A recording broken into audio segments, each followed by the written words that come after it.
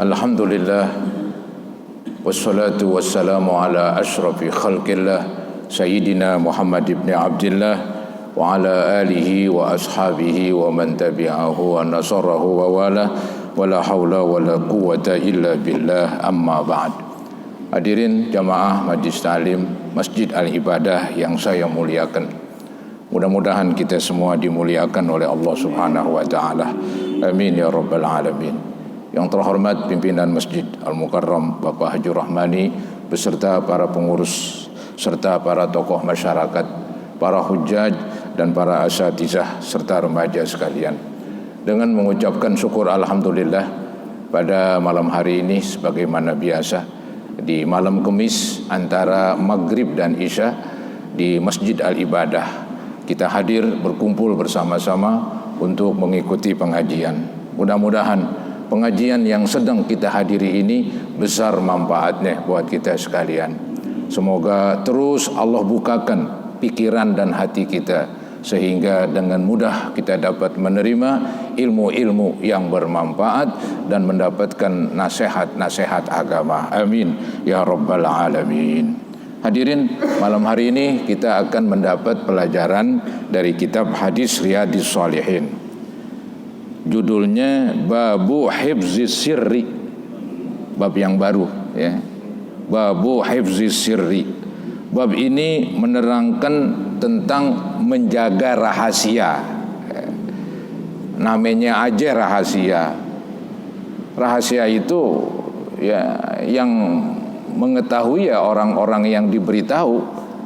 Maka yang diberitahu itu hendaknya menjaga rahasia tersebut. Bahkan hukumnya wajib ini menjaga rahasia ya.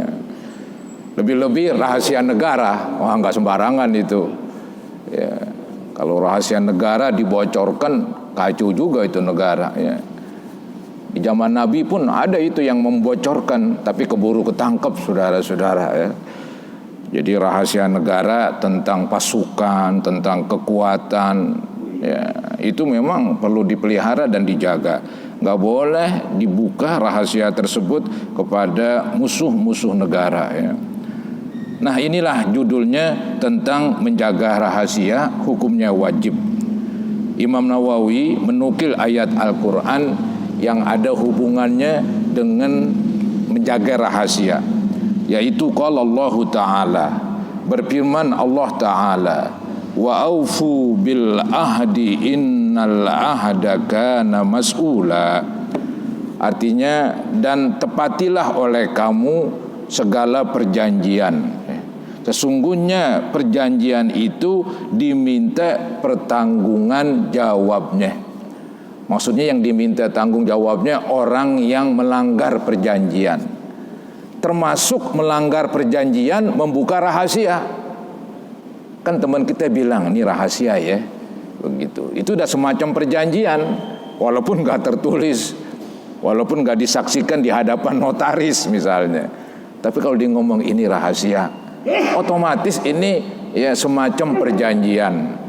Nah ini perjanjian antara sesama orang Islam. Sudah tentu agama memerintahkan setiap perjanjian dipenuhi. Karena ini rahasia, ya tetap dirahasiakan. Ya, nggak bisa disampaikan kepada orang lain. Kalau udah disampaikan kepada orang lain, ini bukan rahasia lagi. Udah jadi konsumsi umum. Maka saudara-saudara, Islam ini peraturannya tinggi ya, begitu tingginya peraturan sampai-sampai masalah rahasia pun ada penjelasannya ya. Nah ayatnya pun juga tadi ada wa'ufu bil ahdi innal ahda kana mas'ula. Tepatilah oleh kamu ya, segala perjanjian. Sesungguhnya perjanjian itu diminta pertanggungan jawabnya nanti di hari kiamat ya. Baik saudara-saudara, memasuki hadis pertama tentang menjaga rahasia. Nah ini hadis pertama ini menerangkan tentang rahasia di atas ranjang antara suami dan istri. Nggak boleh ngomong sono ngomong kemari, haram itu, haram itu rahasia masing-masing udah. Ya, nih lihat hadisnya nih. Wa an Abi Sa'idin al-Khudri radhiyallahu an hadis ini dari Abi Sa'id Al-Khudri. Berkata beliau, qala Rasulullah sallallahu alaihi wasallam, bersabda Nabi Muhammad sallallahu alaihi wasallam, inna min asyarrin nasi, sesungguhnya manusia yang paling jahat begitu, yang paling nakal, indallahi manzilatan, di sisi Allah dalam segi kedudukannya.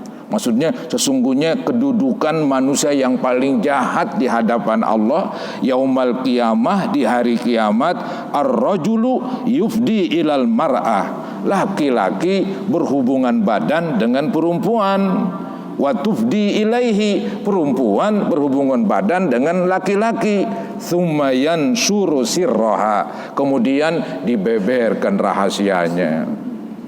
Apa yang terjadi, perincian yang terjadi di atas ranjang.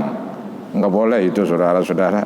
Itu aib di dalam pandangan masyarakat, juga haram dalam agama. Nabi ini mengatakan asyarrin nas, manusia paling sirir, paling jahat. Ya, jadi ini bukan dosa kecil lagi, tapi ini dosa besar. Bukan dosa kecil katanya. Karena gambarannya serem juga. Dijulukin orang yang membuka rahasia, yaitu ranjang atau tempat tidur, itu adalah orang yang paling jahat, paling nakal. Ya, kedudukannya nanti di hari kiamat bukan kedudukan mulia, tapi kedudukan paling buruk di hadapan Allah. Itulah seseorang, entah laki ke perempuan ke, di berhubungan suami istri, dicerita sama orang. Nggak boleh. Nggak boleh. Ini udah harga mati. Harga mati. Ya, nggak ada tawar menawar udah. Rawahu Muslim. Hadis riwayat Imam Muslim. Ya. Itu salah satu rahasia yang wajib dipelihara. Ya.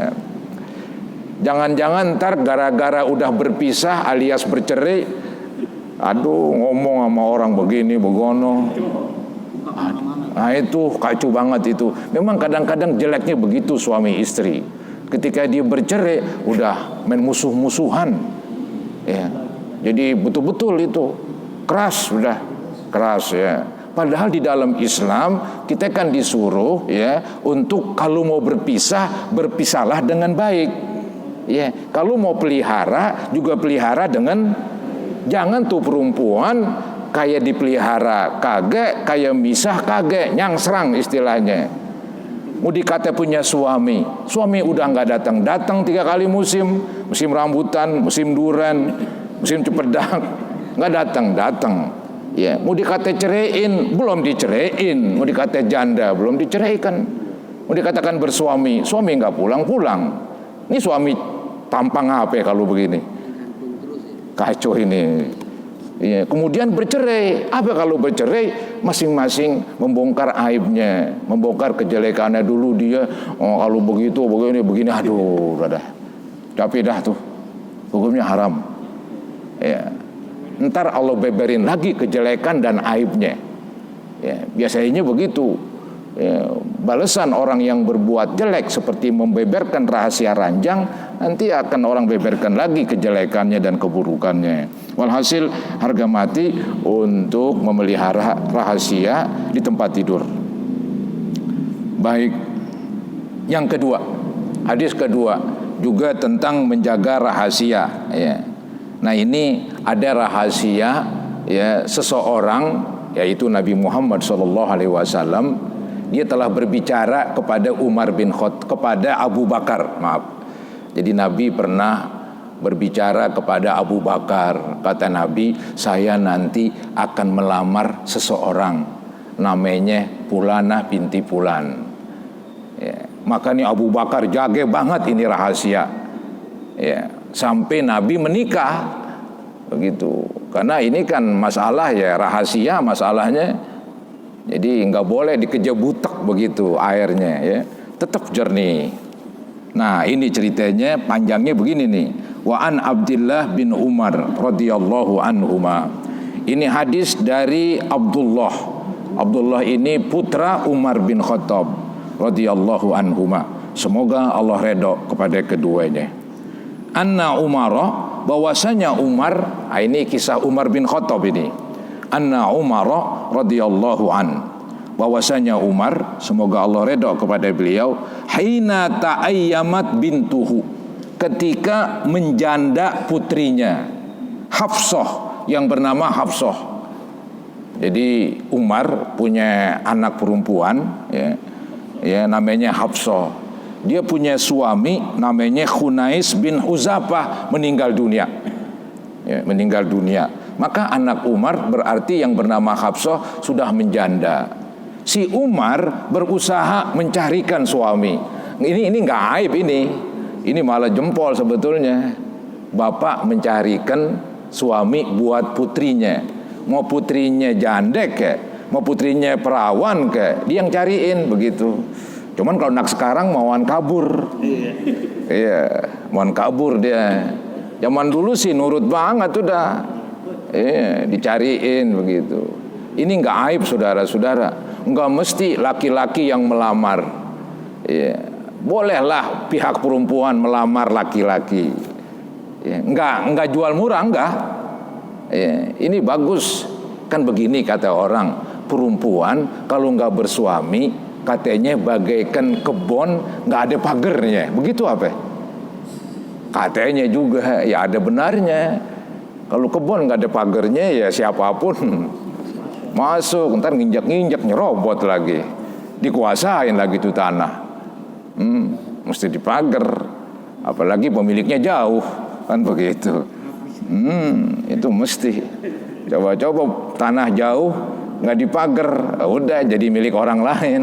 Yang anehnya tahu-tahu udah berubah jadi sertifikat itu, sertifikat dia begitu. Ya, sertifikat palsu kali. Baik. Jadi ceritanya nih, Umar punya anak perempuan namanya Hafsah, suaminya meninggal, sekarang sudah menjanda. Maka Umar cariin suami. Qala, berkata Umar, laqitu Utsman ibn Affan radhiyallahu an. Kata Umar, saya ketemu Utsman bin Affan. Ini semuanya sahabat Nabi semua nih. Fa'aradtu alaihi Hafsah, maka saya tawarkan ya Hafsah ini kepada Utsman. Hebat sekali ini Umar. Wahai Utsman, mau gak saya kawinkan kamu kepada anak saya tuh, begitu. Umar kan tegas orangnya. Ya, bahasa Betawinya galak dia. Ya. Itu diceritakan di dalam hadis, seandainya tuh Umar berjalan di suatu jalan, setan ogah bareng jalan situ, mohon misah. Setan aja takut apalagi orang. Tapi dalam hal ini coba lembut banget hatinya ya. Nawarin wahai Utsman begitu nih. Fakultu, saya berkata, yaitu Umar berkata, in syi'ta ankahtuka Hafsah binta Umar. Kalau kamu mau wahai Utsman, saya nikahin kamu nanti dengan Hafsah begitu.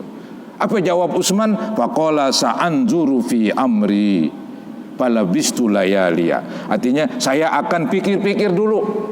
Sa'anzuru fi amri, saya akan pikir-pikir dulu di dalam urusan saya ini. Artinya dalam urusan saya ditawarin istri, saya pikir-pikir dulu dah. Jadi Utsman nggak langsung jawab iya, nggak langsung jawab tidak, pikir-pikir dulu beberapa hari. Cerita singkatnya, palabistu layaliya, maka Umar menunggu beberapa hari.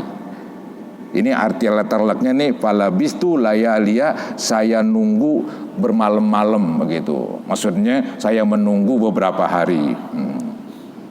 Memang kadang-kadang orang Arab itu lebih cenderung untuk menyebut hari pakai malam. Alasannya tuh karena malam itu katanya ketahuan tanggalnya itu, dengan sebab adanya bulan, lebih-lebih di padang pasir. Ya, dengan adanya bulan, kalau awal bulan, bulannya kayak apa? Kecil. Kalau tengah bulan, bulannya kayak apa? Oh, gede, rembulan. Kalau akhir bulan, bulannya kecil lagi. Coba kalau siang, matahari, awal bulan. Ya begitu, pertengahan bulan begitu juga. Akhir bulan sudahan. Maka tuh orang Arab, dia untuk menentukan hari pakai malam. Karena dari malam itu ketahuan. Ya, ini tanggal muda, apa tanggal pertengahan, apa tanggal tua. Dia tahu tuh ngitung bulan. Walaupun di orang Badui, cukup dengan bulan. Ya, lebih-lebih di padang pasir, kalau bulan nongol emang kelihatan banget. Di kita kan banyak puhunan kali ya. Jadi di sini disebut palabistu layalia. Layalia ini jamak daripada lailah. Maksudnya maka saya menunggu beberapa hari, beberapa malam, beberapa hari. Summa laqiyani, kemudian Utsman ketemu saya. Faqala, berkatalah Utsman sebagai jawaban yaitu tawaran Umar bin Khattab. Apa kata Utsman? Qad badali alla atazawwaja yaumi hadza. Telah nampak padaku. Artinya sekarang wahai Umar, udah ketahuan lah. Kemarin kan saya minta pikir-pikir dulu. Sekarang udah nampak itu, ya, kepastiannya, yaitu alla atazawwaja yaumi hadza. Saya nggak kawin dulu dah saat-saat ini. Nggak kawin dulu, ya. Dioga ditawarin. Iya, bukan main lah. Kemudian akhirnya Umar nyari lagi. Bukan main giginya nih Umar. Walaupun dia orang galak, tapi lembutnya bukan main. Perasaannya halus. Ya. Nih, falakitu Abu Bakrin Siddiq radhiyallahu an. Kata si Umar, maka saya ketemulah dengan Abu Bakar radhiyallahu an. Fakultu, maka saya berkata kepada Abu Bakar, in syi'ta ankahtuka Hafsah binta Umar. Kalau kamu mau, wahai Abu Bakar, saya nikahin kamu dengan Hafsah anak saya. Gitu. Abu Bakar jawab iya kagak, jawab kagak juga. Ini repot ini. Dikatakan pasomata Abu Bakrin radhiyallahu an. Maka Abu Bakar diem. Jadi kalau jawab iya jelas ketahuan, jawab enggak pun jelas ketahuan. Ya Utsman tadi jelasnya ya cuman beberapa hari nunggu, masih lumayan, masih jelas. Nah ini ngambang, kenal ngambang begitu. Dikata iya kagak, dikata enggak kagak. Ini repot kalau begini nih ngurusin. Pasomata Abu Bakrin radhiyallahu an, maka Abu Bakar terdiam. Falam yarji ilayya syai'an, dia tidak menjawab sedikit pun kepada saya. Fakuntu aujada alaihi minni ala Utsman, maka saya menjadi sangat marah kepada Abu Bakar dibandingkan kepada Utsman. Ya, saya lebih marah tuh sama Abu Bakar itu. Saya tanyain jawab iya kagak, tidak kagak. Kalau Utsman masih jawab tidak, walaupun mesti nunggu beberapa hari. Ya marahnya sedikit lah. Abu Bakar kan keras orangnya. Umar itu keras orangnya. Maka dimarah itu, marah sama Utsman, marahan lagi sama Abu Bakar. Ya. Kemudian palabistu layalia, maka saya nunggu beberapa hari. Tahu-tahu yang ngelamar Nabi Muhammad Sallallahu Alaihi Wasallam. Ya, yang melamar orang paling hebat. Ini dia dikatakan palabistu layalia, kata Umar, saya menunggu beberapa hari. Tsumma, kemudian khotobahan Nabi sallallahu alaihi wasallam. Nabi Muhammad melamar Hafsah. Dan apa hasilnya? Pa'ankahtuha iyahu, maka saya nikahkan Hafsah kepada Umar. Kepada Nabi Muhammad sallallahu alaihi wasallam. Saya nikahkan Nabi Muhammad kepada Hafsah. Ya. Sudah selesai itu dah pernikahan. Ya. Nah, setelah selesai pernikahan, Abu Bakar nemuin Umar. Falakiani Abu Bakrin. Maka Abu Bakar menemui saya, kata Umar bin Khattab, dia cerita. Faqala, berkata Abu Bakar, la'allaka wajidta alayya. Boleh jadi engkau wahai Umar marah ya sama saya. Hina aradta alayya Hafsah, ketika engkau tawarkan kepada saya putrimu yang bernama Hafsah. Falam arji ilaika syai'an, waktu itu saya enggak jawab sedikit pun. Kayaknya inti marah ya. Apa kata Umar? Fakultu na'am, iya emang gue marah melu. Iya emang. Umar begitu. Nah, Abu Bakar meredakan marahnya Umar. Apa kata Abu Bakar? Fa innahu lam yamna'ni an arji'a ilaika fima aradta alayya. maka sesungguhnya tidak ada satupun ya yang mencegah saya untuk menjawab tawaran engkau. Dulu tuh saya ditawarin ame ente ya putri kamu, saya diem aja. Sebetulnya nggak ada yang membuat saya tuh diem aja katanya, kecuali illa anni kuntu alimtu, kecuali karena saya udah tahu anna Nabiya sallallahu alaihi wasallam zakaroha, karena Nabi udah menyebut Hafsah wahai Umar. Nabi udah menyebut Hafsah wahai Umar kepada saya, kata Abu Bakar, bahwa beliau akan menikahi putri engkau. Nah itu saya nggak buka tuh rahasia, saya jaga terus sampai semuanya beres ya, sampai semuanya selesai begitu. Maka saya nggak jawab, saya bilang iya kagak, enggak kagak. Karena Nabi udah ngomong bahwa dia akan melamar Hafsah plus menikahinya ya. Jadi ketika kamu tawarin, saya diam aja udah, sampai salah saya kan begitu. Jadi illa anni kuntu alimtu anna Nabiyya sallallahu alaihi wasallam zakaroha. Saya tidak terdiam pada waktu itu bukan gara-gara sesuatu, tetapi karena saya tahu bahwasanya Nabi telah menyebut Hafsah akan melamar dan menikahinya. Falam akun liubsiya sirra Rasulullah sallallahu alaihi wasallam, maka saya tidak mau membongkar, membeberkan rahasia Nabi Muhammad sallallahu alaihi wasallam. Saya nggak mau itu ya, kata Abu Bakar. Masih ketika ditawarin ame Umar kepada Abu Bakar langsung beberin, Nabi mau melamar putri kamu. Mungkin di pihak Umar ngirangin, tapi di pihak Nabi jadi butak urusannya. Jadi butak saudara-saudara ya. Nggak mulus itu. Ada ungkapan orang Arab yang mengatakan kalau kita ada suatu hajat, suatu keperluan yang bagus tuh, keperluan itu ditutupin. Jangan sebelum kita berbuat ngomong sono, ngomong kemari, wah bisa-bisa diserobot sama orang. Yang enak rahasiakan, begitu. Itu pepatah Arab mengatakan begitu. Kalau punya urusan itu ya istilahnya ditutupi dulu lah. Yang penting ntar udah selesai baru begitu. Jadi semuanya beres, nggak jadi butek itu. Kata orang nangkep ikan nggak butek airnya. Kemudian kata Umar lagi nih, kata Abu Bakar kepada Umar, walau tarokahan Nabiyyu sallallahu alaihi wasallam laqabiltuha. Seandainya Nabi Muhammad enggak jadi melamar, saya terima putri kamu wahai Umar. Digituin.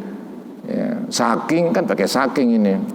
Saking Nabi Muhammad udah ngomong sama saya, dia akan melamar Hafsah.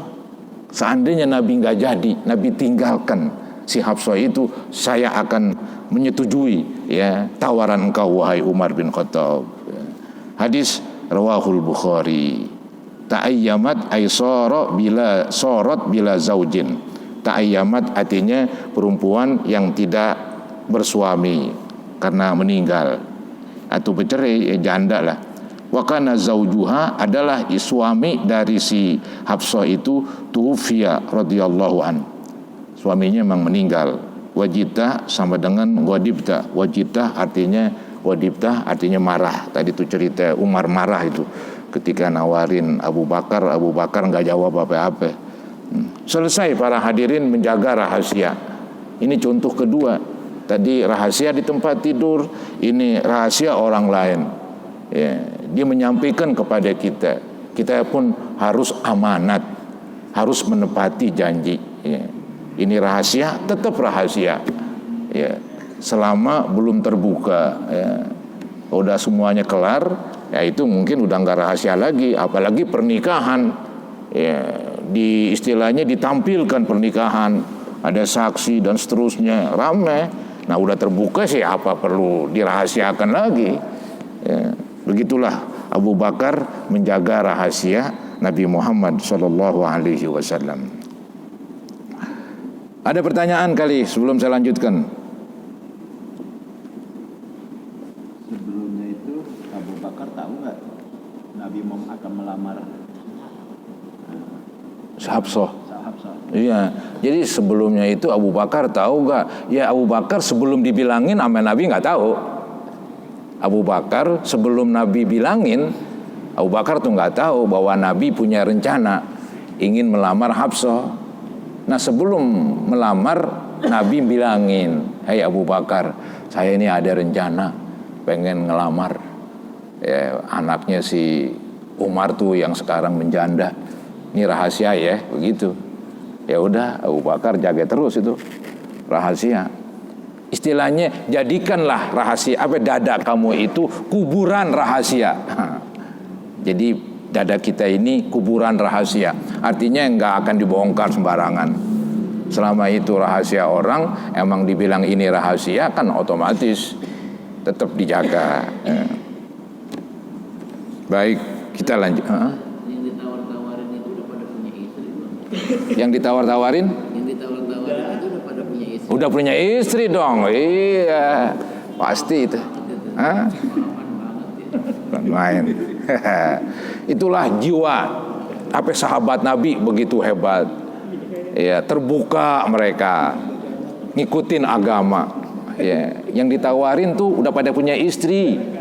Iya, itu kan hebat banget. Kalau kita ditawarin, mau gak? Mau. Begitu jawabannya dah. Berkali-kali mau tuh ngomongannya. Iya, orang ditawarin begitu ya. Bukan main. Karena memang agama begitu tadi saya bilang, perempuan apalagi janda tidak bersuami, aduh, jadi omongan, gunjingan, jadi ya bagaikan kebun nggak ada pagarnya, repot udah. Mendingan dia bersuami, nggak apa-apa kan, dia diduain, ditigain, nggak apa-apa. Itu lebih bagus daripada kesono kemari jadi perek. Iya, jadi pelacur. Wah, nurut aja, itu zaman dulu. Maka zaman sekarang kita nggak bisa praktekin ini. Dimuan kabur. Ada anak sekarang begitu, malah kadang-kadang dipaksain dikabur. Ada yang gantung diri. Itu kan gila-gilaan tuh begitu. Ya. Jadi zamannya beda. Ya kita ngikutin zaman lah. Ya, kita nggak bisa ngikutin apa yang dulu terjadi di zaman Nabi dengan di zaman sekarang. Khususnya kan hal-hal ginian, bukan masalah hal-hal sholat, itu cuma mau jadi turutin. Gerejananya tadi ada amalannya nggak sih? Bagaimana? Gerejananya ada amalannya nggak sih? Ada amalannya. Waduh, bingung saya tuh. Saya nggak punya tuh amalannya. Iya, paling amalannya pulus kali. Kalau ada pulus, mulus. Kalau nggak ada pulus, jangan belagu. Ini kan kadang-kadang dia orangnya pas-pasan, punya istri 2. Ya ampun, kacau balau. Pulunya yang beda banyak, 2, 3, 4, nggak apa-apa. Koyai nggak ngamalin ya? Koyai nggak ngamalin. Nah, kenapa saya nggak ngamalin? Saya belum mampu ini, belum mampu. Iya. belum mampu dan juga harus kuat fisiknya. Kalau nggak kuat bagaimana dong? Kalau nggak kuat fisiknya bagaimana? Ya, itu ingat itu dah. Baik saudara-saudara, lanjut hadis ketiga. Wa an Aisyah radhiyallahu anha qalat. Hadis dari Aisyah istri Nabi. Kunna azwajun Nabi sallallahu alaihi wasallam. Kami ini adalah istri-istri Nabi. Jadi Aisyah dengan beberapa istri yang lain lagi ngumpul. Indahu, yaitu bersama Nabi. Jadi Nabi dan beberapa istrinya lagi ngumpul. Fa'aqbalat Fatimatu radhiyallahu anha. Maka datanglah si Fatimah. Ya, tamshi dengan jalan kaki. Fatimah anak Nabi, putrinya yang bersuami Ali bin Abi Thalib itu. Jadi Fatimah datang dengan jalan kaki. Kata si Aisyah nih menggambarkan Fatimah, ma tukhti'u misyatuha min misyati Rasulillah sallallahu alaihi wasallam syai'an. Artinya jalan daripada Fatimah itu tidak beda dengan jalannya Nabi Muhammad sallallahu alaihi wasallam sedikit pun. Percis jalannya Fatimah kayak jalannya Nabi Muhammad. Itu Aisyah cerita begitu. Dari jauh kelihatan tuh dah. Ya, si Fatimah datang, kata Aisyah ini mengomentari, lihat tuh katanya jalannya percis dengan jalannya Nabi Muhammad SAW. Falamma ra'aha, tatkala Nabi melihat Fatimah datang, rohaba biha, beliau menyambut Fatimah, rohaba marhaban, ya, menyambut kedatangannya. Wa qala marhaban bibnati, selamat datang wahai putriku. Begitu. Ya, Nabi orangnya lembut juga, ya, hangat. Maka dia mengatakan marhaban bibnati, selamat datang wahai putriku. Tsumma ajlasaha an yaminihi au an shimalihi. Kemudian Nabi menyuruh duduk Fatimah. Menyuruh duduk Fatimah di sebelah kanan Nabi atau sebelah kiri. Ini ada atau karena ragu-ragu dari yang menceritakan, dibilang saya lupa dulu tuh, apakah ceritanya bahwa Fatimah duduk sebelah kanan Nabi atau sebelah kiri Nabi. Maka disebutin dua-duanya aja dah. Nih, summa ajlasaha an yaminihi au an shimalihi. Kemudian Nabi menyuruh duduk Fatimah di sebelah kanan Nabi atau di sebelah kirinya. Summa sarroha, kemudian Nabi bisikin. Nah, ini rahasia nih. Ini ciri-ciri rahasia, dibisikin. Di situ kan ada istri-istri Nabi, ada Aisyah dan lain-lainnya. Nabi bisikin si Fatimah, pabakat bukaan syadida. Tahu-tahu Fatimah nangis kenceng banget katanya. Habis dibisikin nangis. Falamma ra'a jazaaha, tatkala Nabi melihat bahwa Fatimah gelisah, sedih dengan apa yang Nabi bisikin, sarohasaniyah, Nabi membisikin yang kedua kali kepada Fatimah. Apa yang terjadi? Fadhahikat, dia ketawa. Ini bingung nih, orang membingungkan ini. Ya, maka tuh istri Nabi pada bingung. Ya, fakultulaha, Aisyah berkata nih, istri Nabi, khassaki Rasulullah sallallahu alaihi wasallam min baini nisaihi bisirar. Artinya Nabi mengkhususkan engkau wahai Fatimah di antara istri-istrinya. Kamu tuh dikhususkan, diistimewakan dengan dibisik-bisikin. Summa anti tabekin, kemudian kok kamu menangis? Begitu kata Aisyah. Kebetulan katanya Nabi bangun setelah itu. Falamma qama Rasulullah sallallahu alaihi wasallam, maka tatkala Nabi bangun dari tempat duduknya, habis bisikin Fatimah yang tadi membuat dia pertama apa tadi? Nangis, yang kedua tertawa, begitu. Nabi bangun, kemudian Aisyah desek begitu. Sa'altuha, maka kata Aisyah, ini ceritanya, saya tanya lagi tuh Fatimah, maqala laki Rasulullah sallallahu alaihi wasallam, apaan sih yang diucapkan oleh Nabi? Apaan sih yang diucapkan oleh Nabi kepada kamu? Apa kata si Fatimah? Qalat ma kuntu liufshiya ala Rasulillah sallallahu alaihi wasallam sirrahu. Saya nggak mungkin dong membeberkan rahasia Nabi. Rahasia lagi. Ini rahasia dari Nabi Muhammad kepada putrinya. Dengan contoh, dengan bukti tadi omongannya dibisikin. Ya. Nah, Aisyah desek ini. Apaan sih tadi? Ya, Nabi bisikin kamu.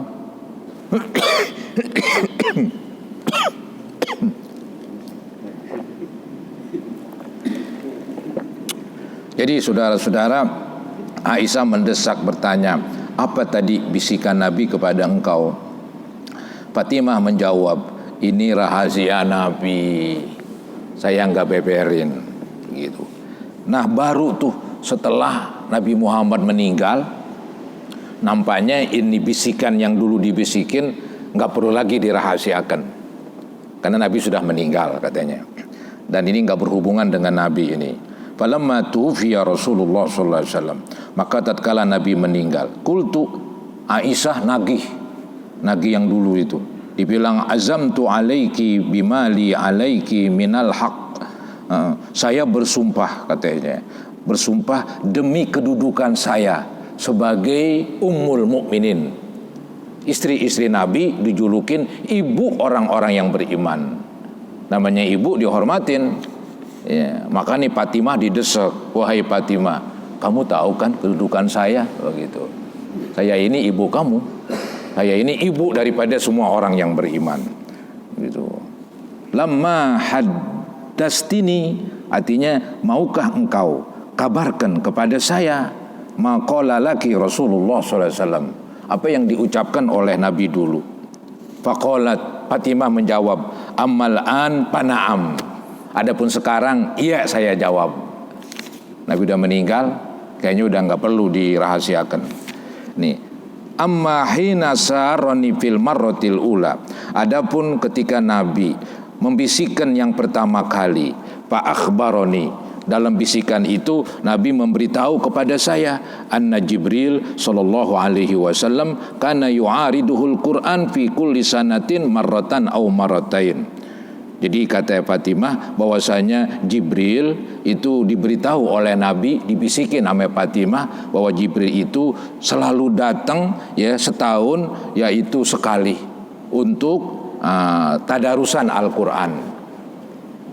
Itu memang diterangkan di dalam hadis-hadis, tepatnya di bulan Ramadan Jibril datang ya, ke rumah Nabi, kemudian dia berdua tadarusan Al-Quran.